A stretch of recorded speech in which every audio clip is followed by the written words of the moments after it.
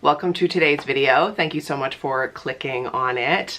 As you can tell from the title, I have now owned my own business for 7 years, which is wild. First of all, comment below if you've been with me since before.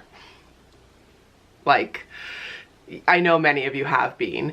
I thought I would just do a quick backstory so you kind of know where I'm coming from if you are just clicking on this video and new to my channel. And then I wanted to share some of the things that I've learned in the last 7 years of being self-employed and also working from home and working alone. And hopefully some of these things will help you, some advice I have, and answer some questions that you submitted. Quick backstory. I started this business, Redhead Mare Media, which is a social media consulting firm, in October of 2015. I was still at my morning radio host job that I was able to leave in April the next year, 2016. So it took me that many months to make in the business what I was making on the air, and that was always the goal for me. I knew I couldn't financially afford to leave without being able to just slide into that.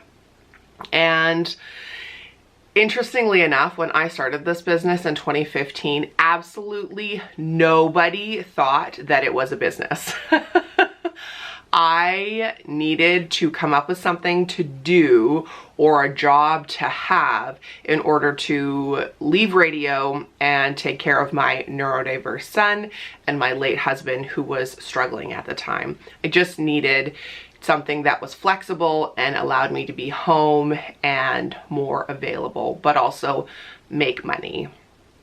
So I came up with the idea to help other local businesses with their social media because that was at the beginning of, this makes me sound like a grandma, when clients of the radio station, we would talk about them, say, on our Facebook page, or they would be having an event and we'd want to tag them and they wouldn't have Facebook. And I realized that so many people and businesses locally didn't have social media.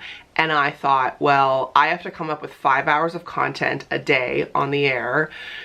I could easily come up with content for clients to post on their Facebooks. Maybe this could be a thing. Cut to, it has been for 7 years. I should probably close the curtains, but it's like so nice and sunny. We're just gonna enjoy the sun coming into my office right now. Anyway, so I started it, and if you want to read the entire story of how I did it, you can read my book, shameless plug, Finding Your Cape, available in paperback, digital, and audiobook form wherever you buy books. But it became a thing. I was able to quit my job, and I'm still running that business to this day. So my first piece of advice, the first thing that I learned, it was such a lesson to me, was don't avoid doing things just because other people don't understand, they don't believe it, they don't get it, they're scared for you. Don't let that stop you. My thing was always, what is the worst that's gonna happen? I'm gonna give this a go, I'm gonna try it, and if this doesn't work, I will just get a job. Like, I never saw this as like, I didn't hold on to it so tightly, and I think that's also super helpful. I didn't hold on to it like, this is the saving grace, this is the only thing that's gonna work. If this doesn't work, like, I always knew someone would be hiring and I would do something.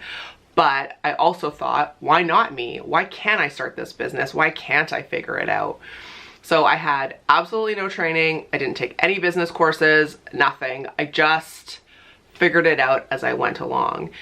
And what helped me, and what I would definitely recommend, is having people in your life who own businesses or who have worked high up in a business for a long time that can be your mentors and who could help you.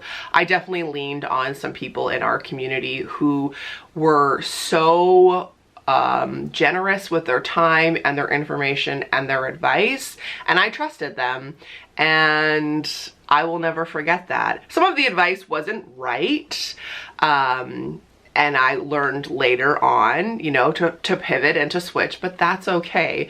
Having some people I could bounce ideas off of, like even though you're starting a business alone, or you're going to work from home, or you're going to work by yourself, you don't have to go at it alone. You don't have to be an island, and you don't have to know everything. I didn't know everything. I still don't know everything.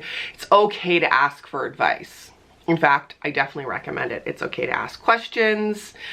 Another thing that I did very, very early on was I outsourced things that are not my strong suit, i.e. a bookkeeper and an accountant. Those two, I still have the same ones to this day, 7 years later. Love them very much. They have helped me so much.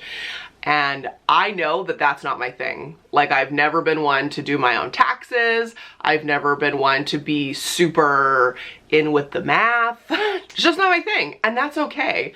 Just like people hire me because creativity or having to be on social media for hours a day is not their thing. You know, if everyone could do everything, then no one would be hiring each other, you know? So figuring out like, what should you outsource? And for me, it was like the financial, taxes, that sort of thing. And for you, it may be your social media. It may be marketing. It may be hiring. I have a very good friend who owns a business, and she actually pays someone to do the hiring for her company, and that's great. So just like figuring out what isn't your space and outsourcing, I would definitely recommend. Tough love time. Expect setbacks and expect things to happen and to not go according to plan. Did I definitely have clients who never paid me? Yeah. Who just like closed their business and disappeared? For sure. Was that great? No. But I learned, I did what I could to stand up for myself and learned a lot, let's just say. Things are gonna happen. There's gonna be setbacks. You're gonna have, you know, not every client that started with me 7 years ago is still with me. My very first one still is, which is wonderful, but it ebbs and flows, you know, and I was much younger then when I started and much less experienced. So I made lots of mistakes, and mistakes cost me clients, and I learned and have, you know, just kept going and kept persevering. But expecting the setbacks, not like in a negative way, but just in a very realistic way. Like, things are gonna happen, you know. No one expected the panine, for example. I didn't expect that a couple years into owning my business, I would become a widow. You know, things happened, and I think, like I said at the beginning, not holding on so tightly has really fared me very well. Always knowing that this is great, and I'm very grateful, and I am very proud of myself for running this business for 7 years, and grateful to everyone who has supported it, but knowing that like things are gonna happen, and not being so tightly wound into it being like, this is my identity, and if this doesn't work, nothing else will.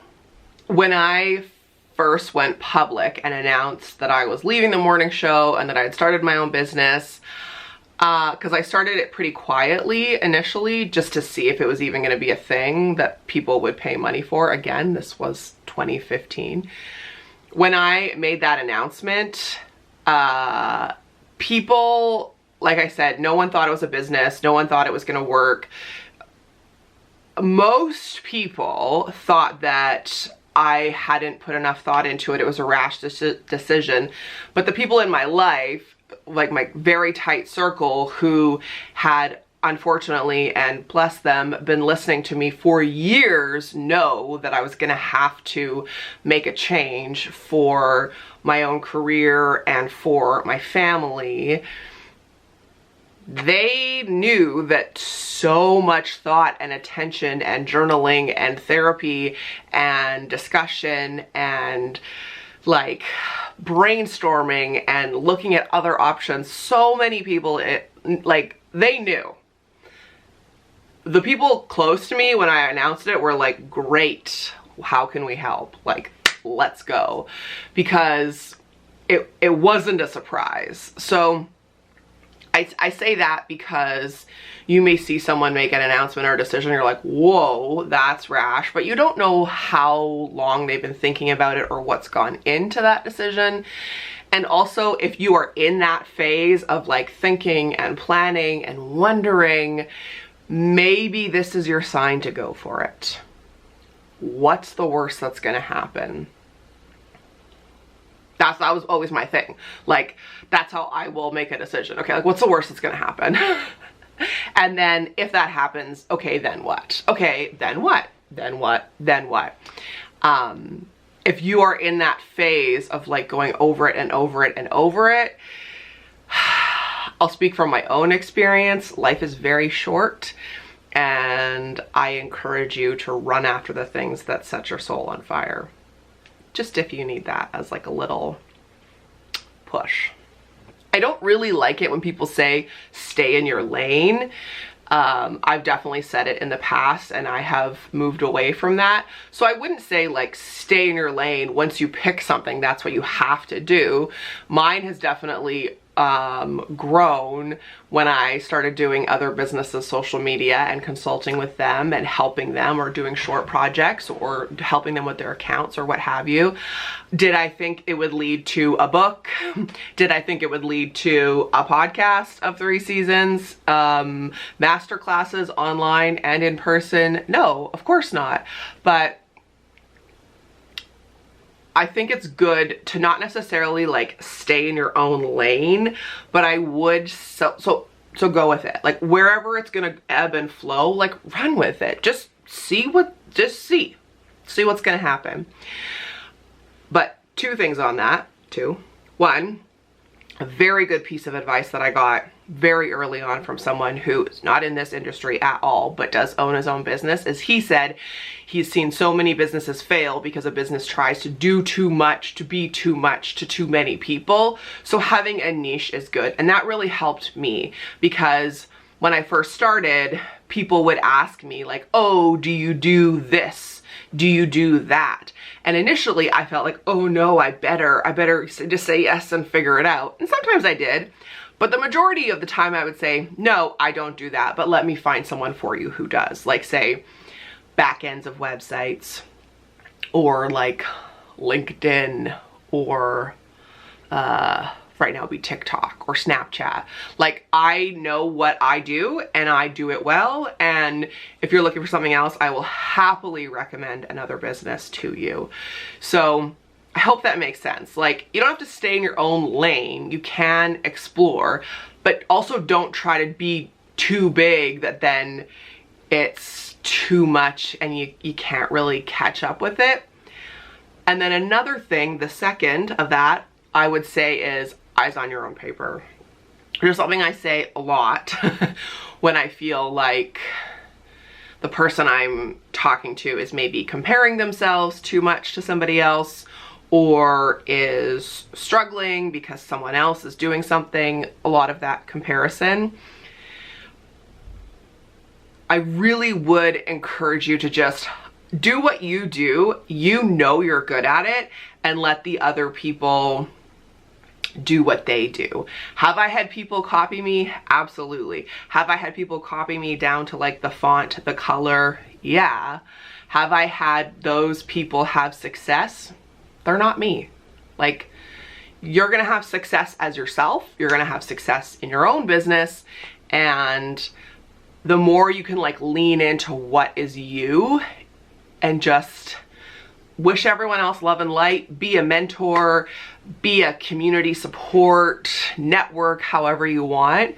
But like, don't try to emulate another business. Don't try to be like, well, you know, I'll just copy them.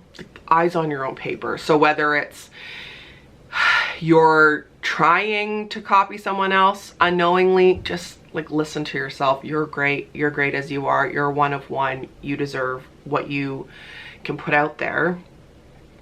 And then also, if you see other people trying to copy you or emulate you, I mean, it depends. If it's like a illegal offense, have a good lawyer. I also have a good one of those. But like, just let them do their thing. Let them do their thing, because it's obvious. I've had people, marathoners who follow me forever, tell me, have you noticed this person? They're doing this thing. And I'm like, okay, that's fine. Like, love and light. There's enough pie for everyone. We are definitely taught to be, you know, catty, or there's only so much for me, you know, you can't take it. We live in an abundance, have an abundant mindset. There's enough pie for me, for you, for them, for him, for whomever. There's enough. Just eyes on your own paper. I truly believe that, like, what you put out, you get back. So just love and light. I hope that makes sense. And that just goes with like life too, right? A quick note about working from home. I do have a few videos about working from home, especially because I have since 2016 when I left the radio. So you can go back and find those. But I would say setting business hours for yourself, having a space in which you work that is, if possible, like definitely not your bed. If it has to be the dining table, like try and just make it that this is where I work. I used to work at the dining table or the kitchen counter, and I found like, oh, I would see the dishes, so then I would quickly do those, or I would do the laundry. I am very privileged to be able to have an actual room in my home that is my office. I know that is not everybody's case, but at least try and find a space, even if you have to like stare at the wall, so that that is where you work, and you can like tell yourself like, this is the space in which I work, not where I like sleep or watch TV or do the dishes. I'm not going to give any more work from home tips, but if you do want some, I do have videos specifically about that. And if you would like an updated one, just let me know. Looking at it, I added a standing desk last year, and last week I added a walking pad, which so far I love. I did 6,000 steps this morning while taking calls and doing emails. Like, what? Amazing. Okay. Time management goes a long way. I highly recommend schedules, calendars, to-do lists, whatever's going to work for you, whether it's digital or it's physical, if it's a phone, if it's an iPad, if it's your Google Cal, whatever. Time management will be your best friend as a business owner, as someone who works from home. No one is paying attention to whether or not I get the work done. No one is like telling me to do things. Nobody is following up with me. It's just pure trust. So I would really say, like, figure out how you're going to be motivated. Know when you work at the best time, how you work at the best time, whatever works best for you, and lean into that. Like, you don't have to do things how everyone else does them. If you're a night owl, do your work at night. If you're a morning person like me, do your work in the morning. If you have kids and you can only do it when they're at school, do that. Like, whatever is going to work for you. Don't feel like you have to do, oh, I have to work a 9 to 5. We all know those days are long gone. Just do what works for you. That's the beauty of, I think, owning your own business, is like, you get to make the call, you get to make the choices, but then that's also really difficult because you have to make yourself accountable. Whether it's setting a timer, whatever it is that works for you, do that. And that kind of leads me to another question that I had, which was about boundaries, like how to set boundaries with your friends, your family, your anyone. Like, how do you set those boundaries of, I may work from home, or I may set my own schedule and I may be flexible, but I do in fact have to work. That to me is such a learning curve, because people will think like, oh, you're just home all day, we can hang out, or we're home all day, you can take this call. It's like, no, I'm actually in the office. I'm actually working. And you also have to police yourself, at least I do, because I can easily book my social calendar and then all of a sudden be like, oh no, now I'm stressed out because I have a deadline, especially now that I'm back in school. So I would say you know, whether it's having a conversation with your friends and family. Like I said, I like to have office hours. I know what works best for me. I like to top heavy my week. So like I like to get the most amount of work done Monday, Tuesday, Wednesday, Thursday, and then Friday is a little bit lighter. I have a girlfriend who's the opposite. Mondays, she's like, absolutely not. I like to ease into my week. So just whatever works for you. Don't apologize for having to work. If your friend was going into the office and you wanted to hang out and they said like, so no, sorry, I have work, you'd be like, okay. So treat that like the respectable boundaries. Like it's a big deal. You work from home, you work from your car, wherever you work, but you work. And I want you to have people in your life who respect that. I think I talk about this in Finding Your Cape, but I didn't take one day off for the first year that I owned Redhead Mare Media, and I paid for it for sure. So I have set myself days off. I don't work Sundays, and I don't post for clients on Tuesdays, but I do leave Tuesdays strictly for schoolwork. And that's really worked for me. So I know Sunday, I try to even just be off my phone, period. It's difficult when your phone is your job. So that has been a real learning curve. Like right now it's plugged in downstairs, so I'm not looking at it. And I also, when it was getting really bad and I was checking my phone too much, just because my business again is online, I would set times of when I would check my clients' posts, when I would check my email. I don't reply to email unless it is in business hours or texts from clients, unless it's an emergency, because I never want to, well, I made the mistake for the first year I did this. I was available 24/7, and I wouldn't say that was taken advantage of, but that was definitely used. Oh, Mare's up early because she's still a morning person. She's up at 5:30. Me too. Let me text her, and I would text back. Now, absolutely not. I'm up. I may see the text, but I'm not replying to it unless it's like an emergency. So setting your like business hours if you need to. But it's tough. It's really hard. I would say my fiance now, that's one of the biggest things that he's helped me with, is really having like downtime and not having the expectation that I'm always busy, because that is my inclination. That's something I've really had to work through, is like, if I'm not busy, I should be. And he's really helped me, and somehow I'm like way more productive doing my bachelor's while still owning a business, but I rest way more and I take way more breaks. It's interesting how that works. Okay, and just to wrap this video up, because I realize that it is very long, but it wouldn't be a Mare video if it wasn't. I just want to say it is hard work. It is such hard work. It's lonely, it's tiring, it's hard, but it's also super fun to be able to be your own boss, set your own schedule, decide how many clients you want to take on like me, or how much work you want to do, or what your finances are. Like the sky can be the limit. So it is super fun, and I want you to have fun and enjoy it, even if you have to remind yourself like, hey, this is fun. This is supposed, like, we spend so much time working, like it's allowed to be fun. You're allowed to find joy at work. It is hard work, and the two can coexist at the same time. And then the last thing that I just wanted to say, because I got this question a lot, was like, do I regret starting my own business? What would I change? No and nothing, honestly. Yeah, I have had some like not great interactions and situations happen to me, but that's okay.